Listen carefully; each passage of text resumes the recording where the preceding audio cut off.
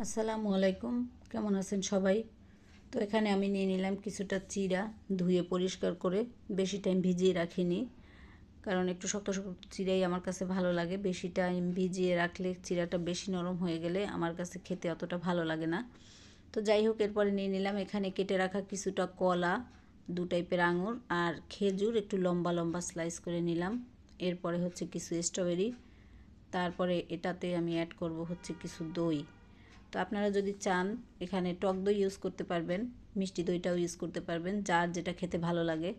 তো আমি বেসিক্যালি এটা টক দই দিয়েই করি, কিন্তু আজকে মিষ্টি দইটা নেওয়ার কারণ স্ট্রবেরিটা খুব বেশি একটা মিষ্টি না, একটু টক টক ভাব আছে। আর বাংলাদেশের স্ট্রবেরি নর্মালি দেখা যায় টক টকই হয়, এটা মিষ্টি খুবই রেয়ার।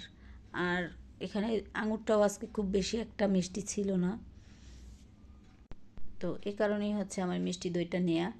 আর সারাদিন রোজা রাখার পরে প্রত্যেকেরই একটা ক্লান্তি থাকে, তো এ কারণে এরকম একটা ঠান্ডা খাবার পেটে পড়লে খুবই একদম হেলদি এবং ঠান্ডা টাইপের খাবারটা ছোট বড় সবাই পছন্দ করে খায়, আর একসাথে অনেকগুলো খাবার আপনার স্টমাকে যায়।